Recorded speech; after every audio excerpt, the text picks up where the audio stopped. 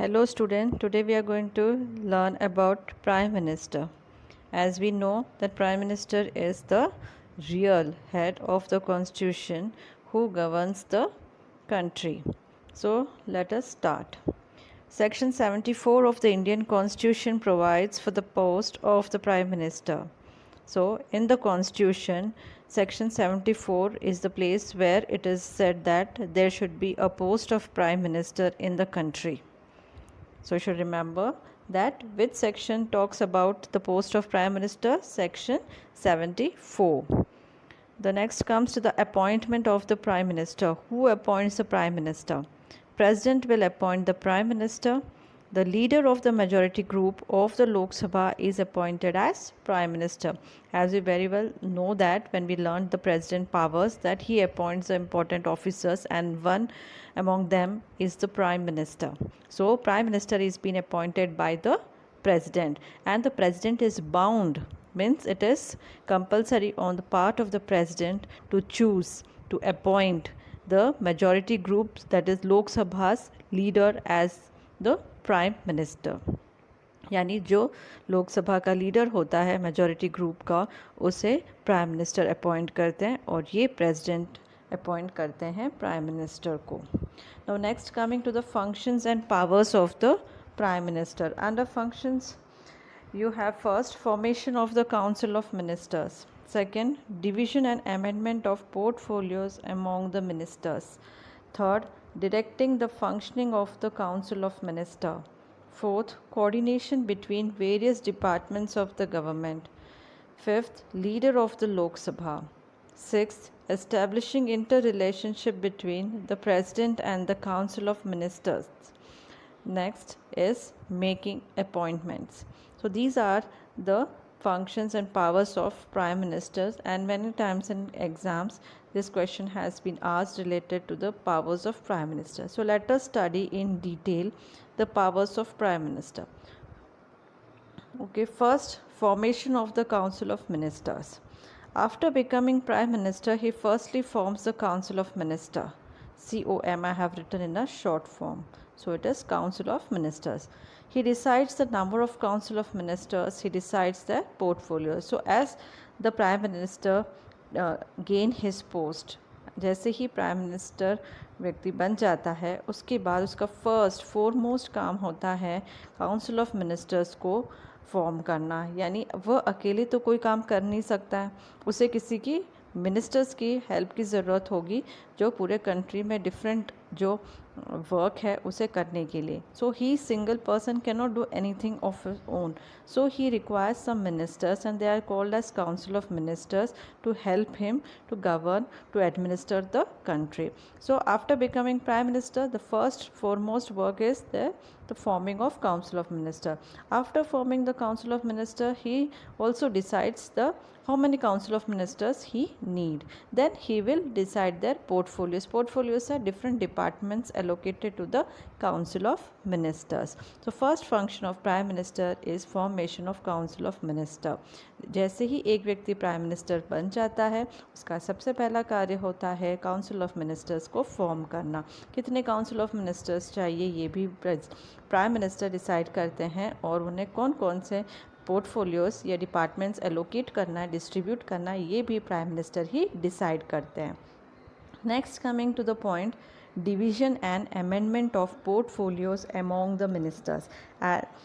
Prime Minister distributes various portfolios amongst his ministers. No one can oppose the final list of portfolio made by Prime Minister. हमने देखा है prime minister का पहला काम होता है काउंसिल ऑफ मिनिस्टर्स को फॉर्म करना, फिर उसके बाद फॉर्म करने के बाद में उन्हें डिवाइड करना, उनका डिवीजन ऑफ पोर्टफोलियोज़ करना, पोर्टफोलियोज़ वेरियस डिपार्टमेंट्स उनके बीच में एलोकेट करना.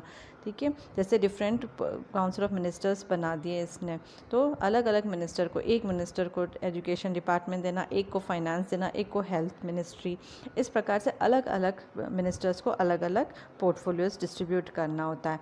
उसके बाद में ये भी इसमें कहा गया है कि एक बार प्राइम मिनिस्टर जो फाइनल लिस्ट पोर्टफोलियो की बना देता है कि कौन सा मिनिस्टर कौन सा डिपार्टमेंट संभालेगा तो उसमें कोई भी अमेंडमेंट नहीं हो पाता। वो लिस्ट फाइनल लिस्ट होती है और सबको उस लिस्ट को फॉलो करना होता है।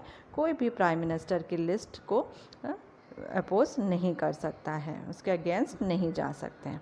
Now after this we come to the third point, directing the functioning of the council of minister. PM presides upon the meetings of Council of Minister. He directs the entire working of the Council of Minister.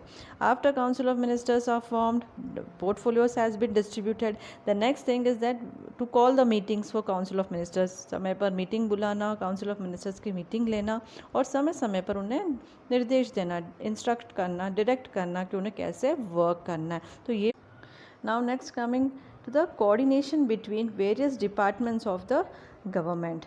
PM establishes coordination between various government departments so that they work as a unit. Coordination is must for running government successfully. तो इसमें जो government के different departments हैं, different departments के different ministers हैं, इन सब ministers के बीच में समन्वय बनाए रखना, कोऑर्डिनेशन बनाए रखना बहुत ज़रूरी है। और ये किसकी ड्यूटी है? ये प्राइम मिनिस्टर की ड्यूटी।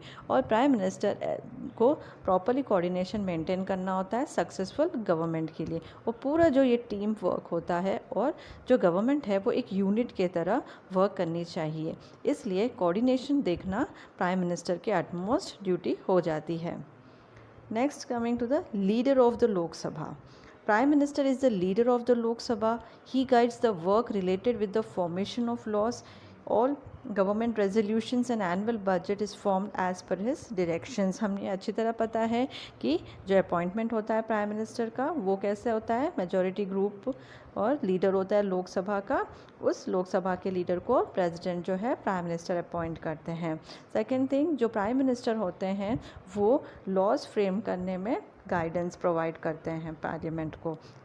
और जो भी गवर्नमेंट रेजोल्यूशंस है, जो भी गवर्नमेंट लॉज फ्रेम होते हैं, जो एनुअल बजट पेश किया जाता है, वो सब प्राइम मिनिस्टर के डायरेक्शन से ही होते हैं। So leader of the Lok Sabha is the prime minister who will guide the information of laws in the parliament and also his directions are been given for any laws to be passed and for the annual budget to be presented before the houses.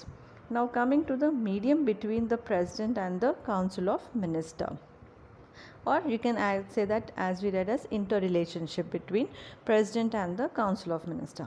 Prime Minister acts as the medium between President and Council of Minister. He makes President aware about the decisions taken by the Council of Minister. He also conveys President's advice to the Council of Ministers. तो इसमें बताया गया है PM plays as a mediator role between President and Council of Minister. कोई भी things जो है, जो डेसिशंस जो है काउंसिल ऑफ मिनिस्टर्स लेते हैं, उन्हें प्रेसिडेंट तक कन्वे करने कौन करता है? प्राइम मिनिस्टर करते हैं। और प्रेसिडेंट अगर काउंसिल ऑफ मिनिस्टर्स के ऊपर कोई एडवाइस देते हैं उनके डिसीशंस पर, तो ये एडवाइस भी वापस काउंसिल ऑफ मिनिस्टर्स तक कौन पहुंचाता है?